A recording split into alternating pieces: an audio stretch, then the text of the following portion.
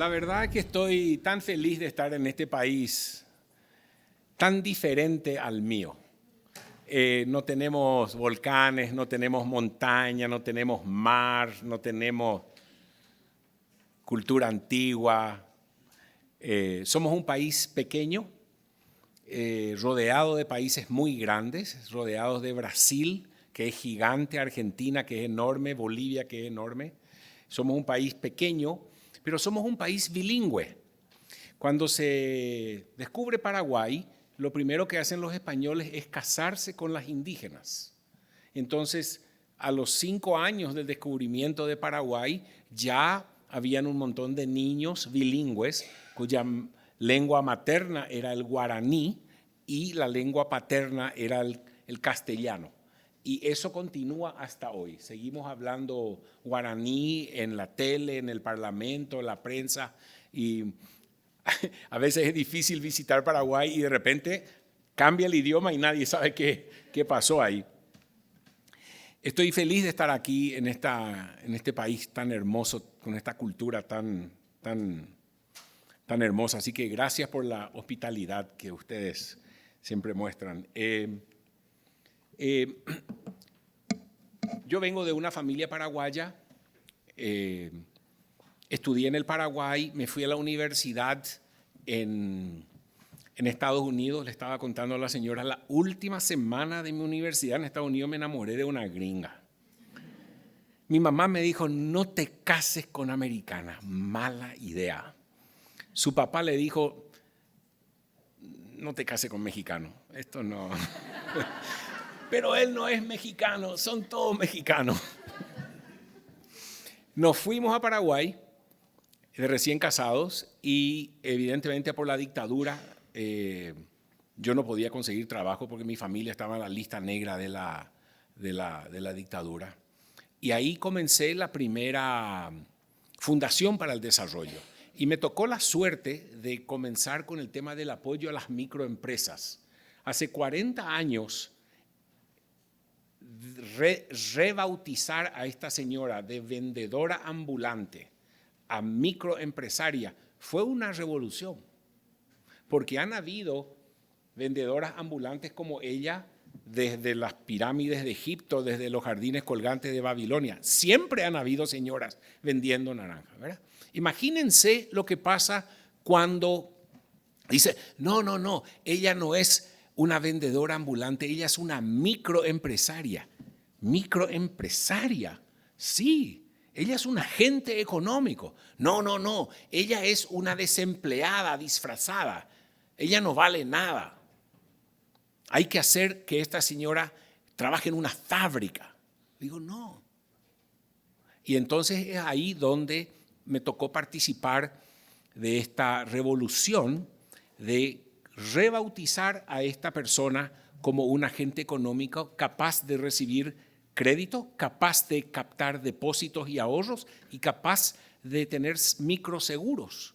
Hoy en día hay 250 millones de señoras incluidas financieramente, solamente por cambiar el nombre.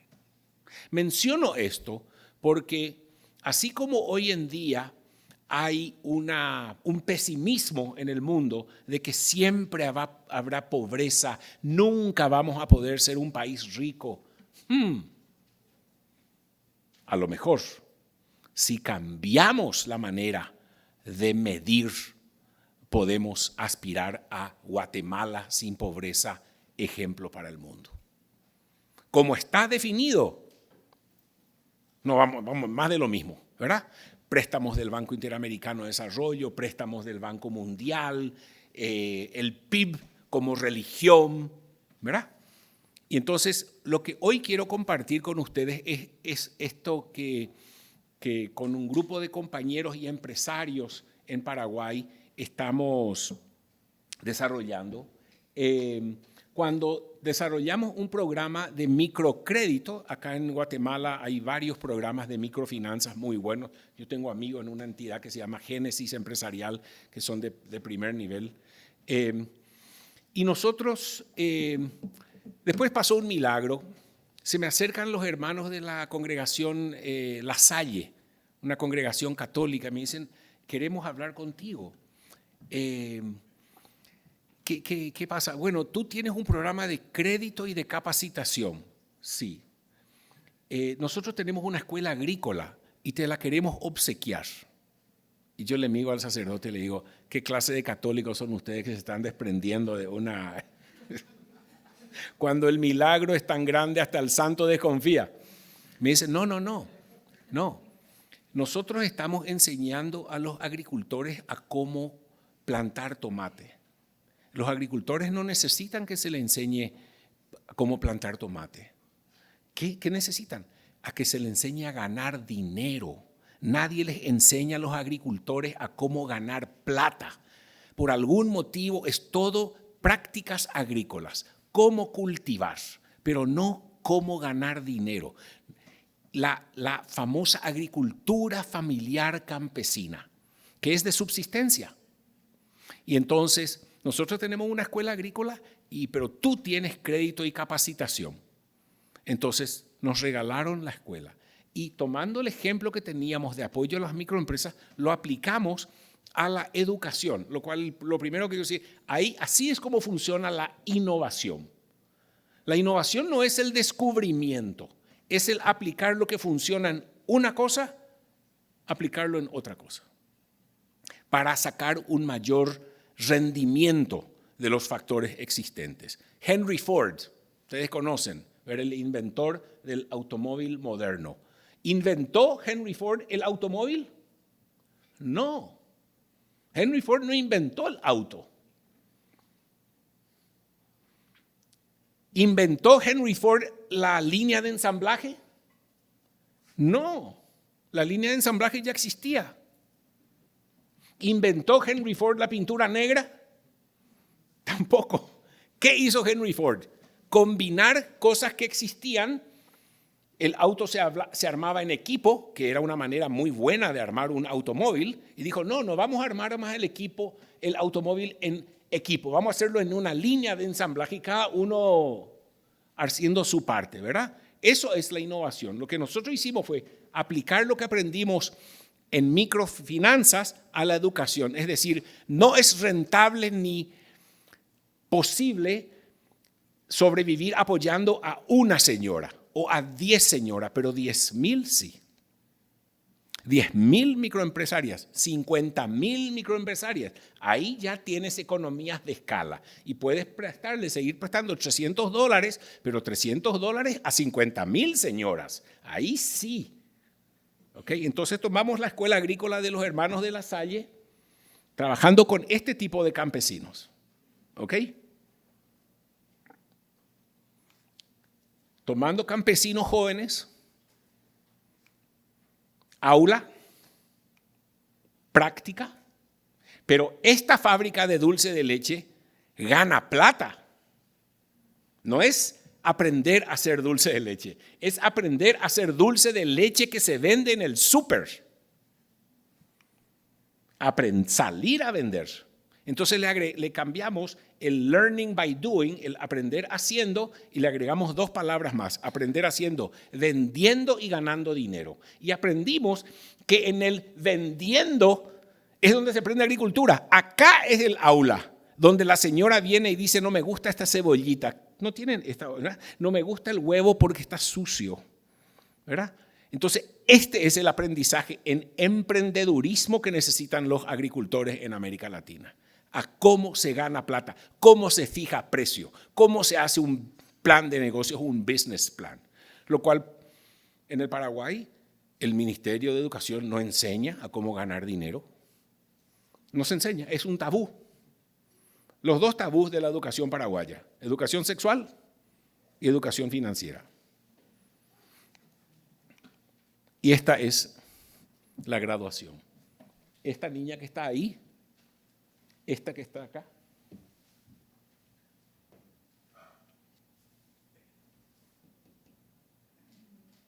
Entonces, ¿cómo se puede cambiar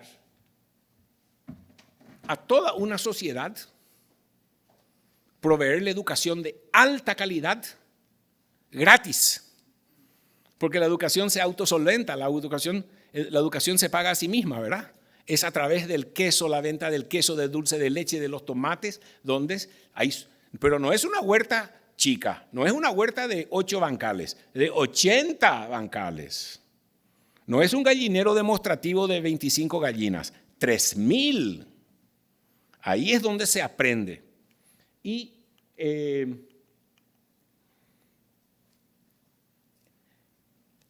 ahí empezamos a pensar, qué interesante, ¿a dónde van los pobres cuando dejan de ser pobres?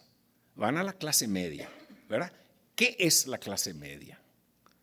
Y tenemos que empezar a entender qué es la clase media y qué es la no clase media guatemalteca. ¿Qué es ser clase media? No es que no hay problemas, la clase media tiene problemas, ¿verdad? Tiene problema del costo de la universidad, tiene problema de transporte público, tiene problema de hipoteca, tiene problema de vivienda. O sea, no es que se vive sin estrés, ¿verdad? Pero no es que se duerme sin comer. Y entonces empezamos a ver por qué la gente es pobre. ¿Verdad? ¿Qué es la no pobreza? ¿Qué? Y ahí preguntamos, ¿por qué esta señora no tiene dientes? ¿Por qué? ¿Por qué no tiene dientes? Porque no tiene acceso No tiene acceso a servicios de la clínica dental. Ok. Señor.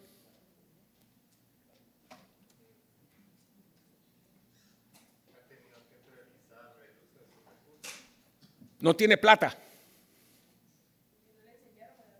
No se lava los dientes. Entonces, si su problema es que no se cepilla los dientes, puede haber una clínica dental enfrente a la casa, igual, ¿verdad?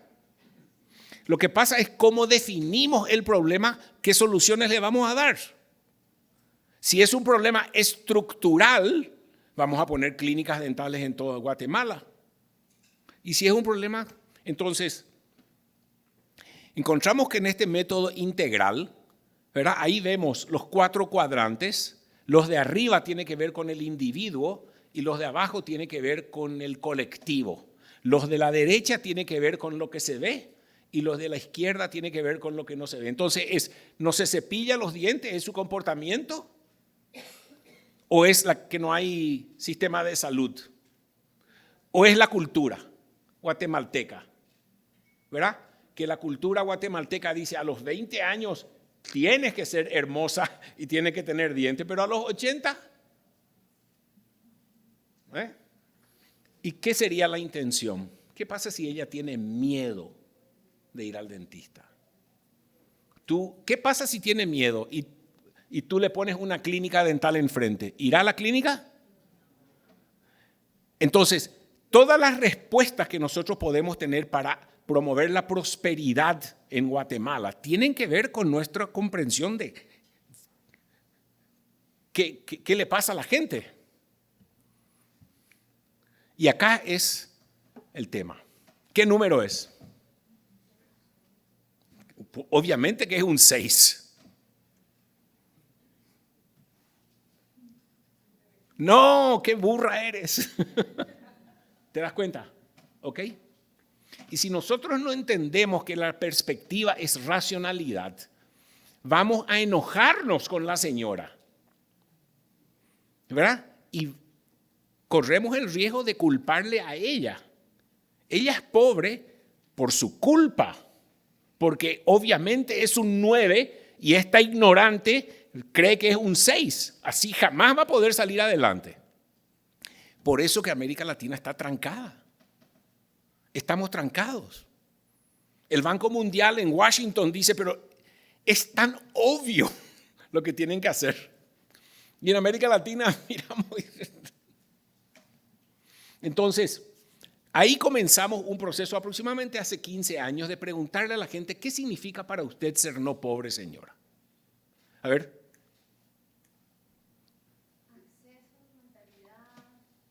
Acceso a educación.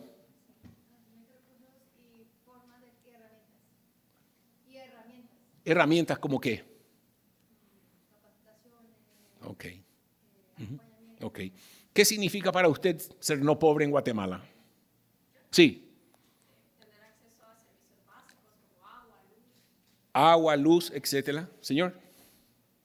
Tener la oportunidad de educación. Ok. Señora. Yo pienso que para mí ser no pobre es poder hacer lo que yo quiera hacer. Libertad. Oh. No es el sistema de salud, es ser libre y hacer lo que uno quiere. Sí. Yo creo que lo básico, comida, Comida. seguridad, una vivienda, ¿Qué es una vivienda? una casa digna,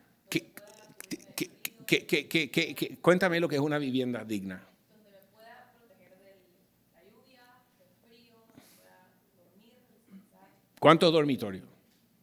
Depende de la familia, pero que pueda por lo menos tener para cada uno. ¿Qué más? Donde pueda cocinar para sustentar a mi familia, baños, donde pueda bañar, lavar los dientes, agua, que tenga todo lo que necesito para sobrevivir. ¿Qué más? No en la vivienda, estamos hablando de vivienda. ¿Te das cuenta? ¿Te das cuenta? Pero acá autoestima. ¿Qué es más importante, tener un water, dicen en inodoro? ¿Qué es más importante, tener inodoro o tener autoestima? Pregunto. Empezamos a preguntar y obviamente nos dijeron tenés que tener casa, tenés que tener educación, tenés que tener agua potable, pero también nos dijeron tenés que tener autoestima, tenés que controlar tus emociones, tenés que tener un plan de vida. Y le preguntamos a la gente, ¿qué es más importante, agua potable o controlar tus emociones? Y el 95% dijo, obviamente que controlar tus emociones es más importante que agua potable. El 6 versus el 9. Y ahí es donde empezamos a desgranar lo que es la pobreza, o como estaba diciendo nuestra decana Mónica, lo que es la prosperidad en pedacitos, ¿verdad? Preguntando, ¿qué es? Y encontramos 50 cositas. Pero lo más increíble es que en un momento dado, la pobreza dejó de ser tóxica. Pasó a ser inodoro. Y hay familia guatemalteca que si se decide a tener inodoro, en 5 años no puede lograr tener un inodoro. Entonces dividimos la pobreza en 50 cositas objetivas: agua, cama, libro, pero también subjetiva, autoestima, motivación, controlar tus emociones, que sean accionables por cualquier guatemalteco y que sea alcanzable. Y estas son las dimensiones: ingreso, empleo, salud, medio ambiente, vivienda, infraestructura, educación y cultura, organización y participación, y interioridad y motivación. Y lo dividimos en 50 cositas, ¿verdad? Y con una pequeña aplicación, el problema está cómo yo puedo ir a hacer una encuesta extractiva a tu casa y comprobar que tenés electricidad, comprobar que hay dormitorios, comprobar que los chicos van a la escuela, pero yo cómo voy a confirmar si tú tienes motivación o no tienes motivación. Y sin embargo, la gente me dice que la motivación es tan importante como el agua potable. ¿Cómo se mide eso? Nosotros dijimos que la persona se autodiagnostique. Y ahí es donde desarrollamos una pequeña aplicación con colores e imágenes, porque la mayoría de la gente humilde es analfabeta funcional, en el sentido que tú le pones una definición en un texto muy complicado y no va a entender, ¿verdad? Y ayudándole así, comemos comida nutritiva, comemos proteínas, carbohidratos, verduras y frutas 3 veces al día, verde. A veces comemos comida nutritiva, pero la verdad es que estamos tan ocupados y comemos solamente arroz con frijol, amarillo. O en el último mes algún miembro de la familia se fue a dormir sin cenar. ¿Cuánto tiempo te parece que a una familia guatemalteca le toma decidir de qué color es? ¿Cuántos minutos? Creo que depende mucho. Como 1 segundo y medio. ¿Verdad? ¿Verdad? ¿No te parece? Miras y dice... y en vez de hacer un índice, hacer un tablero de control. Les pregunto a ustedes, ¿esta familia es pobre o no es pobre?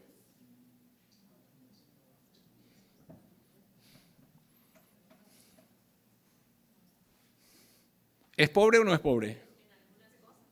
En algunas cosas. ¿Se puede ser pobre en algunas cosas y no pobre en... ¿Nos necesitamos hacer un promedio? ¿Qué pasaría si yo hago un promedio? ¿Qué cosa? Pero va a salir que va a ser un 7.3. ¿Y qué significa 7.3? Al gobierno a lo mejor le interesa saber que esta comunidad es 7.3 versus la otra comunidad que es 8.2. Pero a la familia, ¿cuál le conviene más?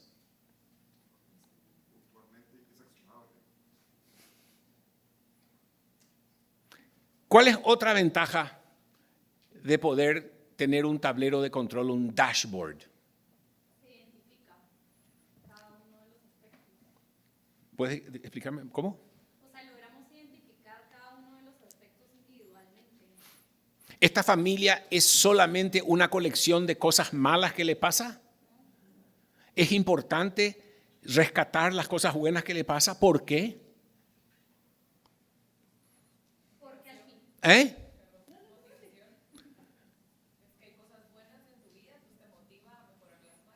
O sea, no sos una basura que tenés 4 privaciones o 7 privaciones. No, sos una familia guatemalteca normal con un montón de bendiciones y sí, realmente tu baño necesita puerta, pero podemos resolver ese problema del baño sin puerta, ¿verdad? Pero no es que soy un caso perdido. Y lo que estamos haciendo con cada familia es no solamente tener esto que la familia pone en su casa y muchas veces lo ponen en la pared, como un calendario, que la familia puede convertir su tablero de control en su plan familiar de eliminación de pobreza. Y a ese nivel se puede eliminar la pobreza en Guatemala. A nivel gubernamental, olvídalo. Pero a nivel de familia, no hay familia guatemalteca que no pueda ser verde en todo en 5 años. Se necesita que la familia identifique que su baño no tiene puerta. Se necesita que la familia diga, ¿es mi prioridad ponerle puerta a mi baño? Y ahí sí. Y eso es lo que estamos trabajando con la universidad. Justamente, como estaba diciendo nuestra decana Mónica, es definir qué significa Guatemala próspera. ¿Qué es Guatemala? Lo que nosotros proponemos es que Guatemala no es un ente abstracto allá arriba de alcance imposible. Guatemala no es más que las familias guatemaltecas una a una. Eso es lo que nos hace Guatemala y no existe familia guatemalteca que si se lo propone no puede ser verde en todo porque todos estos indicadores son alcanzables y accionables por cualquiera. No existe familia guatemalteca que si decide que tiene que arreglarse los dientes, no lo pueda hacer en 5 años. ¿Cómo sabemos eso? Porque conocemos ese fenómeno, ¿no? Y para cada indicador tenemos en Guatemala, pero también en los otros países donde trabajamos, un banco de soluciones. ¿Cómo se resuelve el problema? Volviendo al tema de dentadura, ¿verdad? Tú puedes conseguir un préstamo, tú puedes ir a la facultad de odontología, tú puedes hacer tal cosa, pero ¿cómo sabemos? Hay gente humilde que se ha arreglado los dientes en Guatemala. Y esta es una típica familia que es verde en algunas cosas, amarillo en otras. ¿Y nosotros en este hermoso auditorio somos todos verdes en todo? No, dice la otra. ¿Y por qué? ¿Te parece que algunos de nosotros tenemos un rojito por ahí, un amarillo? Lo cual es importante también para no tener programas nosotros los no pobres y ellos los pobres. Estamos todos, ¿verdad?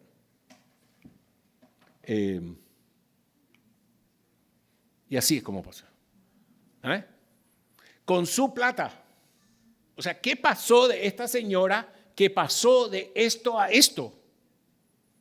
Es un proceso de concientización. Primero, y en el semáforo ella se dio cuenta de que ella estaba en ¿verdad? Pero vio la foto del verde y dice, yo quiero el verde.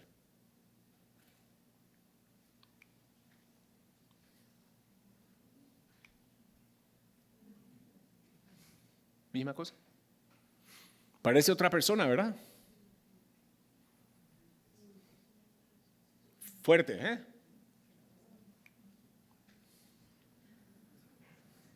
¿Y qué pasó ahí? Con su propio dinero. ¿Qué pasó adentro de ese ser humano, de ese alma? Y yo le pregunto, señora, es que no me sentía digna. ¿Qué? No me sentía digna. Y yo entonces dije, ¿y yo estudié economía? ¿Y dónde hablaron de dignidad? Siempre era todo el crecimiento de la economía y el Producto Interno Bruto, ¿verdad? Y si crece la economía, eso va a derramarse a que todo el mundo arregle su inodoro. Qué interesante, ¿verdad? Pero piensen ustedes las oportunidades que hay. Si es dignidad, uno de los componentes de la pobreza guatemalteca, ahí estamos nosotros para desarrollar programas de dignidad. Interesante, a una fracción del costo. Evidentemente, cada indicador es diferente. Por eso aquel famoso autor ruso León Tolstoy, que escribió su libro Ana Karenina, dice, todas las familias felices son iguales y todas las familias infelices son cada una infeliz a su manera. All happy families are alike and each unhappy family is unhappy in their own way. Y es más o menos lo que pasa, ¿verdad? Yo estoy que no tengo inodoro por falta de dignidad, pero tú no tienes inodoro porque no tienes recursos, o tú no tienes, cada uno de nosotros. Y está bien, porque una vez que sabemos eso, no tenemos que tener una solución para todo el mundo, sino escucharle a la gente. Señora, ¿cómo estás?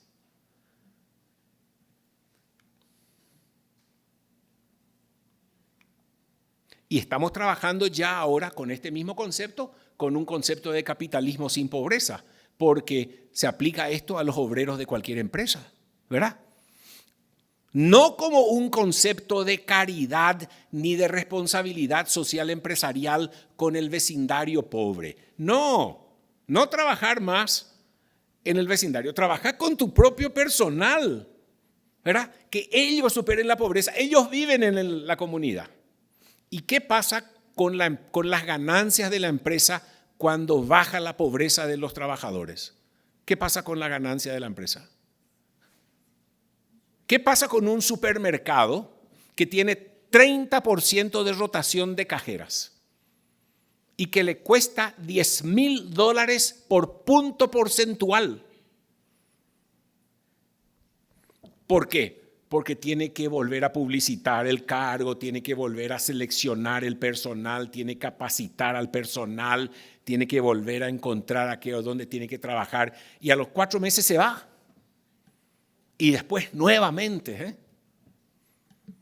en un supermercado en Paraguay donde estamos trabajando, le aplicaron el semáforo todo, y ¿saben lo que descubrieron? De que el Departamento de Recursos Humanos a las personas nuevas que querían aplicarse cajera eran a las mamás, a las madres nuevas, le daban el turno a las 6 de la mañana. ¿Y qué mamá no tuvo un chico que no durmió la noche, que tuvo fiebre, etc. Entonces, con solamente cambiar el horario de las mamás, se mejoró la situación. Ese es un ejemplo, ¿no? Y estamos trabajando con bananeros en Ecuador que trabajan con fair trade, con comercio justo. Y me dicen, Martín, todos los bananeros que exportamos a Europa somos fair trade. Nos cuesta €1 por caja. Exportamos 300.000 cajas. Y sin embargo, nuestros agricultores son pobres. Son comercio justo, pero son pobres. ¿Qué tal si hacemos bananas sin pobreza? Donde con el código QR, el comprador en el supermercado Aldi de Berlín en Alemania pueda ver el semáforo del... Y también estamos trabajando con el sistema B en Colombia. Y también estamos trabajando con los bancos de alimentos. Porque el banco de alimentos no le pregunta a la señora, ¿por qué estás aquí? ¿Por qué no le pregunta? ¿Por qué no le pregunta?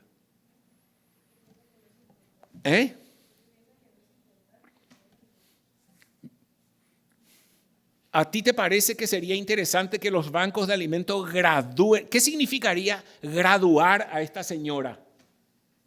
¿Qué significa graduar del banco de alimentos? Que un día no necesite. ¿Te parece? Estoy trabajando con los bancos de alimentos porque me dicen, no, ese no es nuestro trabajo. ¿Y cuál es nuestro trabajo? Nosotros estamos repartiendo comida.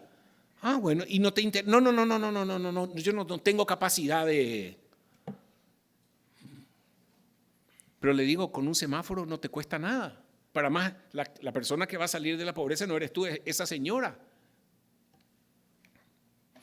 Y estos son los que estamos trabajando en Estados Unidos. Comenzamos en California, estamos trabajando en Carolina del Norte, estamos trabajando en Chicago, estamos trabajando en Kansas, estamos trabajando en Texas. ¿Y sabes cuál es la diferencia entre una familia guatemalteca y una familia de Chicago?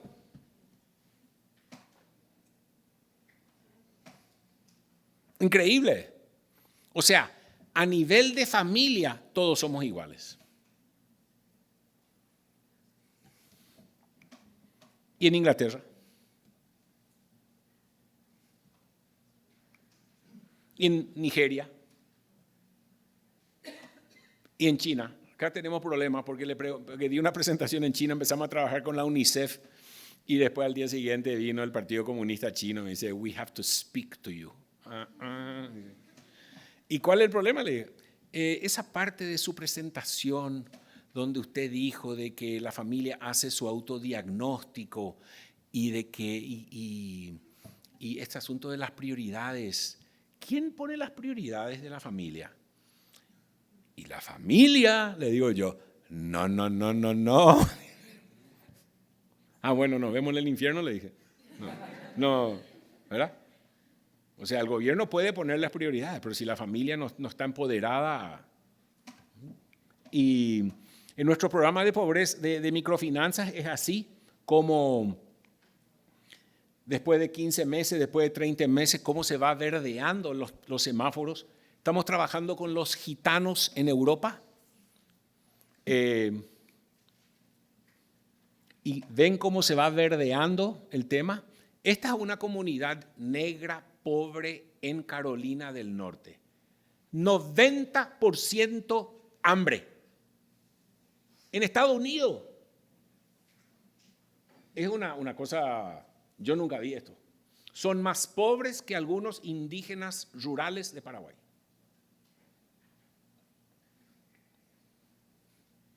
O sea que todos necesitamos, este es un indicador de Guatemala, de justamente trabajando con alimentación nutritiva. Fíjate cómo se va verdeando un año al otro, ¿verdad? Este es el semáforo con las empresas, con las comunidades, las empresas. Y finalmente, este es el programa que tenemos ahora. Esto de la derecha son los 500 empleados de Fundación Paraguaya, donde no hay pobres. Son todos verdes en todo, salvo algunos amarillitos ahí, que son los recién llegados, que no tiene presupuesto familiar, no tiene ahorros, etc. Y estos son los clientes de microfinanzas que nosotros vamos a ayudar a que superen la pobreza en los próximos 5 años. 100.000 familias. Y estos son los indicadores. Y acá, por ejemplo, vemos baños. Tenemos 15.700 familias de las 100.000 que tienen problemas con baño, ¿verdad? De las 15.000, 2.896 tienen esas letrinas que no tienen nada, ¿verdad? Lo estamos solucionando. Una de las soluciones que tenemos, que le estaba mencionando recién, es un préstamo de $90 a 12 meses de plazo, con cuotas de $8 al mes para comprar un inodoro, un lavamanos, una cisterna y una duchecita.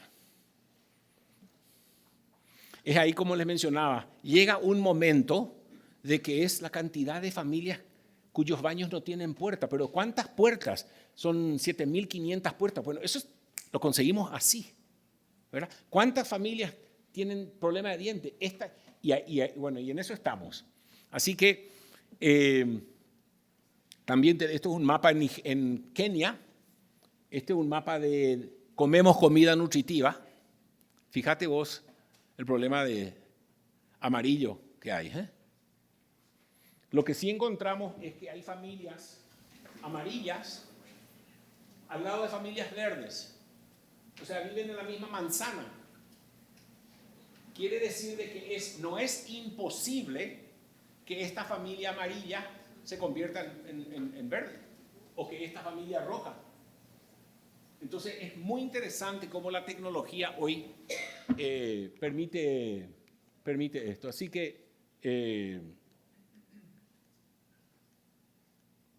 les quiero decir muchas gracias por esta oportunidad de compartir con ustedes, felicitar a la Universidad Francisco Marroquín de tener este tema de prosperidad y aspirar a que Guatemala sea el primer país de América Latina sin pobreza, definida por las familias guatemaltecas en un ambiente de libertad, ¿verdad? Y la iniciativa privada, porque a veces la gente cree que cuando impulsamos la iniciativa privada es solamente que nos preocupa la economía de mercado y el empresa. No, también, ¿verdad? Pero la iniciativa privada no es solamente para emprender un emprendimiento económico, sino es también para arreglar la casa, es también para solucionar el problema de nutrición. Es la iniciativa, la libertad, la agencia de considerar que yo quiero cambiar lo que yo considero importante. Y esa es la libertad que nosotros tenemos que potenciar. Así que muchísimas gracias, y cualquier pregunta que puedan tener, estoy a sus órdenes. Los estudiantes, si quieren hacer pasantías, si quieren hacer trabajo de voluntariado, si quieren hacer investigaciones, ya estamos trabajando con 535.000 familias en 60 países, lo cual es bastante increíble, ¿verdad? Así que datos tenemos. Si quieren averiguar la relación que hay entre estudio y nutrición, ingreso y ahorro, vivienda y deporte, es realmente impresionante. ¿Qué les parece? Muchas gracias.